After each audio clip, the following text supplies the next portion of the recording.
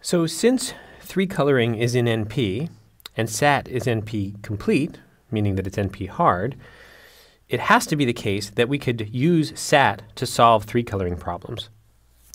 But it's actually a little bit interesting to see how you might do that. So let's take a look. Here's a simple little graph, and 1, 2, 3, 4 nodes, 4 edges. And imagine that we want to try to 3 color this graph. What we're going to do is we're going to create a Boolean formula that is satisfiable if and only if this graph is 3 colorable, so that it's really the same problem. And the way that we're going to do that is we're going to create a bunch of Boolean variables, 12 of them to be exact, corresponding to each of the 4 nodes, A, B, C, and D. And for each node, we'll have a Boolean variable saying whether that node is red or green or yellow, the 3 colors. So, for example, assigning the variable A red to true, A green to false, and A yellow to false means that we're coloring the A node red. And so once we've assigned truth values, trues and falses, to all 12 of these variables, that corresponds perhaps to some coloring. In fact, you have to be a little bit careful here, because if we assign 2 of these to true, which is a perfectly reasonable thing to do in a Boolean formula, you can't really interpret this as a coloring except for maybe A is orange, but that's not really allowed. So, so what we have to do now is, given these 12 variables, we have to create a formula that is true if and only if it corresponds to a valid coloring, meaning that both exactly one of each of these triples of variables are true, and there's no collisions. For example, we can't have A colored red and B colored red because they're connected by an edge. They all have to be different if they're connected by an edge. So the formula for this can be generated automatically, and I'll give you a glimpse at it. So here it is, at least one version of it.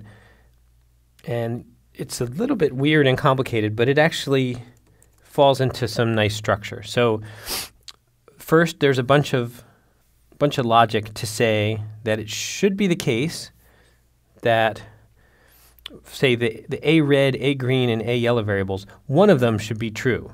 If they were all false, then it's not telling us what color A should be. And it also has to be the case that no pair of colors can be true for a given node. So it can't be the case that both A red is true and A green is true. So that's bad. So there has to be at least one true, and not the case that both A is both red and green, not the case that A is both red and yellow, and not the case that both A is green and yellow. And we do that for all 4 of the nodes. And that tells us that there's a meaningful color assignment to the nodes. Then we have some additional clauses that say, well, it can't be the case that A is red and B is red at the same time.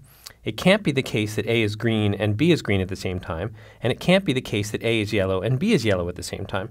What is that saying? That's saying that the color, whatever the color happens to be for A, it can't match the color of B. And that's because they share an edge in the graph.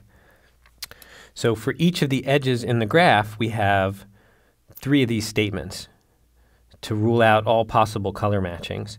So there's 3 of these for 1 edge, 2 edge, 3 edge. There's 4 edges in the graph, so we have 4 blocks of these. And this formula now, as a whole, has a satisfying assignment, has an assignment that makes this whole expression true if and only if there's a coloring, a 3 coloring of that graph.